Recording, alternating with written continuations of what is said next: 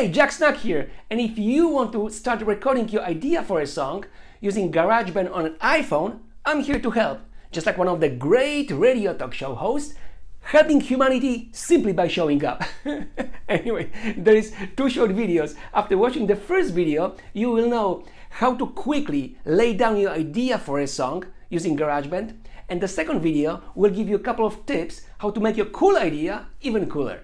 One last thing before we dive in. There's no mouse on iPhone, so you won't be able to see what I'm pointing at on the screen. Therefore, you're gonna hear me say things like tap the third icon from the left on top of the screen. But I'm attaching 1-page step-by-step instructions underneath this video.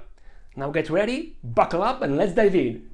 Okay, so we're gonna start the GarageBand by clicking the GarageBand icon with the guitar.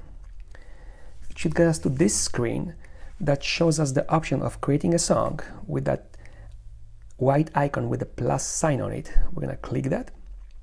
And normally by default, we're gonna see audio recorder, which will let us record anything through a microphone. But we're gonna start not by recording guitar or anything else through a microphone, but we're gonna record or actually add a drum track. So we're gonna swipe to the right until we see a drummer. So a few swipes, there it is. There's a drummer, and it has 2 options on the bottom, acoustic and electronic. Let's select acoustic. Okay, right here, by default, GarageBand added 8 bars of drums to our song. Let's listen. This is what it sounds like. So first thing is, that's probably not the right tempo for your song. By default, GarageBand assumes the song is 110 beats per minute. To fix the tempo, go to the top of the screen. On the right hand side, there is icon for the settings. So we're gonna click that icon. And right here it shows you that this song, this tempo is 110 beats per minute. So we're gonna go and change that tempo by clicking on it. And now when you place your finger on that 110 and move your finger up or down, it's gonna switch and change the tempo of your song. So for my song, I'm gonna select 150. And now when I click anywhere else on the screen, it will make this little screen disappear. There we go.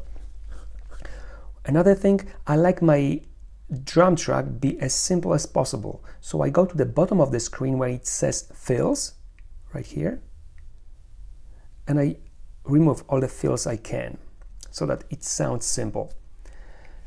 And last but not least, 8 bars should work just fine for one section of the song, or at least for most of the songs.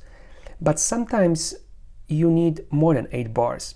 And the way to extend the bars is by going to the top of the screen. On the right hand side, there's a small plus sign right above the drum track. So we're gonna click on that thing. There it is. And it tells you that the section A, the first section of the song, has 8 bars.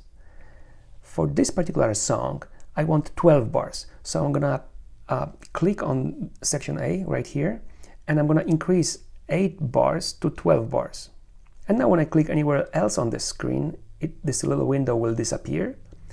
And GarageBand added additional few bars of drums for the song. So now I have song with the drum track that has 12 bars. Now I'm ready to record a guitar. So in order to record a guitar, we're gonna switch to the track view, and you do that by going to the top of the screen, and the third icon from the left shows you the track view. So this icon right here. See, you can switch back. This shows the track view. When you click that icon again, it's gonna go back to show you settings of that track. Again, and we see all the tracks in this song. Right now, this song has only one track, the drum track, and we're gonna add the guitar track. And you do that by going to the bottom of the screen, and on the left hand side, there is a plus sign. We're gonna click that plus sign. Okay, now GarageBand is asking us what track we wanna add. We wanna add track that we wanna record through a microphone. So we're gonna swipe to the left until we see that tab that shows audio recorder right here. It gives us 2 choices on the bottom of the screen, voice or instrument. They're really not that much different. They pretty much add the same thing with slightly different settings. So for simplicity, no matter what I record, whether it's a guitar, bass guitar, or vocal, I go and always click instrument. So I'm gonna click instrument right now too. Okay, and now GarageBand is ready to record our song. This window shows the settings for recording the guitar. We're gonna go again to top of the screen, the third icon from the left, the track view, shows that now there is drum track on top and there is instrument track right underneath.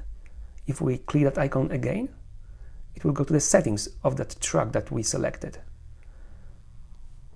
Back to the track view, and now we are ready to record. So now it's time for you to do a couple of things.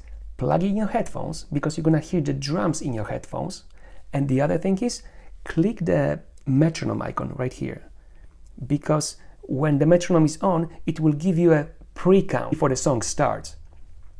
Otherwise, you wouldn't be able to click the record button and start playing at the same time. So plug in your headphones, turn on the metronome, and start recording.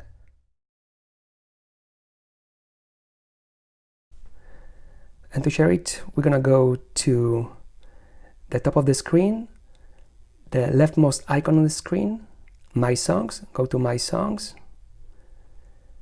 Top of the screen, on the right hand side, select. Then tap your song in the middle of the screen to select it. And then on the bottom of the screen, on the left hand side, you have the share button. You're gonna share it as a song. Choose your quality. And top of the screen, on the right hand side, you can share it through email or upload it somewhere on the internet. And that's how you can lay down the hook for your song. Once you do it a few times, you'll see that it's gonna take you less time to lay the hook for your song than it took you to watch this video. In part 2 of the video, I'm gonna give you a few quick tips how to make your cool idea for a song sound even cooler.